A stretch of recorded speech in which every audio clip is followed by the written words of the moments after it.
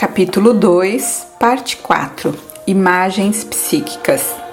Para se chegar à estrutura básica do complexo, este deve ser composto em suas partes. O que é, portanto, cientificamente falando, um complexo efetivo? Pergunta Jung. É a imagem de uma determinada situação psíquica de forte carga emocional e, além disso, incompatível com a atitude habitual da consciência. A palavra imagem é fundamental aqui. Trata-se de um termo extremamente importante para Jung. A imagem define a essência da psique. Por vezes, Jung usa a palavra latina imago em vez de imagem para referir-se a um complexo. A imago da mãe é o complexo da mãe, distinto da mãe real. O ponto é que o complexo é uma imagem e, como tal, pertence essencialmente ao mundo subjetivo. É feito de pura psique, por assim dizer, embora represente também uma pessoa, experiência ou situação real.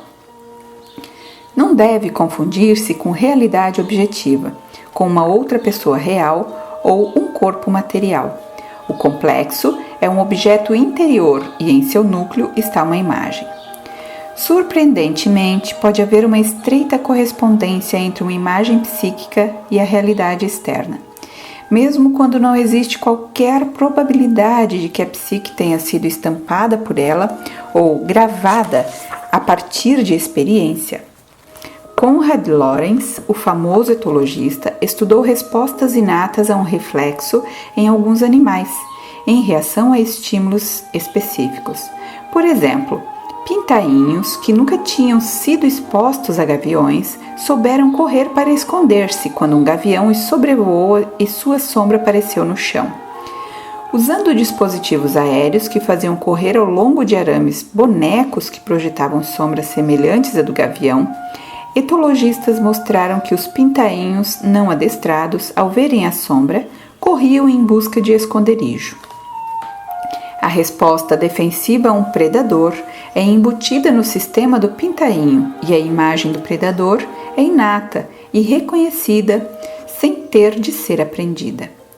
Os complexos funcionam de um modo semelhante, só que nos humanos eles parecem ser apenas quase instintivos, em vez de verdadeiramente instintivos. Agem como instintos na medida em que produzem reações espontâneas em determinadas situações ou pessoas, mas não são puramente inatos na mesma forma que os instintos são. São, sobretudo, produtos de experiência, traumas, interações e padrões familiares, condicionamento cultural. Esses combinam-se com alguns elementos inatos, a que Jung deu o nome de imagens arquetípicas, para formar o conjunto do complexo em seu todo. Os complexos são o que permanece na psique depois que ele digeriu a experiência e reconstituiu em objetos internos. Nos seres humanos, os complexos funcionam como o equivalente de instintos. Em outros animais, imagos ou complexos são, por assim dizer, instintos humanos construídos. Os sonhos são formados a partir dessas imagens inconscientes, os complexos. Jung refere-se em vários lugares aos complexos como sendo os arquitetos dos sonhos. Durante um certo período de tempo, os sonhos apresentam imagens, padrões, repetições e temas que nos fornecem um quadro descritivo dos complexos de uma pessoa. Essa imagem é dotada de poderosa coerência interior, possui sua totalidade própria e goza de um grau relativamente elevado de autonomia. Vale dizer, está sujeita ao controle das disposições da consciência até um certo limite e, por isto, se comporta na esfera do consciente, como um corpo estranho animado de própria vida. Cada uma dessas características da imagem, sua coerência interna, sua totalidade e sua autonomia, é um aspecto importante da definição de Jung do complexo. Um complexo possui solidez psíquica, é estável e duradouro através do tempo, deixado em seu próprio espaço, sem intervenção ou desafio da consciência do ego. Um complexo tende a não mudar muito. Pode-se testemunhar isso em repetições dos mesmos padrões de reação e descarga emocional, dos mesmos equívocos e erros, das mesmas escolhas infelizes feitas uma e outra vez na vida de uma pessoa. A análise procura desvendar os complexos e expô-los à reflexão consciente do ego. Essa intervenção pode alterá-los um pouco.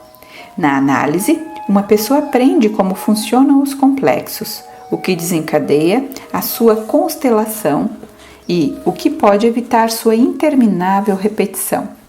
Sem tal intervenção por parte do ego, um complexo comportar-se-á como um corpo estranho animado de vida própria ou com uma infecção. Sob o domínio de um complexo, uma pessoa pode sentir-se totalmente impotente e incapaz de controlar suas emoções. De um modo geral, os efeitos psicológicos das constelações de complexos perseveram durante extensos períodos de tempo, depois que o estímulo deixou de exercer seu impacto sobre a psique. Certas investigações experimentais parecem indicar que a curva de intensidade ou de atividade do complexo tem caráter ondulatório, com um comprimento de onda que varia de horas, dias ou semanas. O estímulo que provoca o complexo pode ser insignificante ou grande, de longa ou de breve duração, mas os seus efeitos sobre a psique podem continuar por extensos períodos de tempo e chegar à consciência em ondas de emoção ou ansiedade. Um dos sinais da psicoterapia eficaz é que as perturbações induzidas pelo complexo perseveram por períodos de tempo muito mais breves do que antes. Uma recuperação mais rápida de perturbações induzidas por um complexo indica um recrudescimento da força do ego e a maior integração do material psíquico, assim como o declínio do poder dos complexos. Um tempo de perseveração abreviado significa que o poder do complexo diminuiu. Não obstante, cumpre reconhecer que um complexo nunca pode ser completamente eliminado.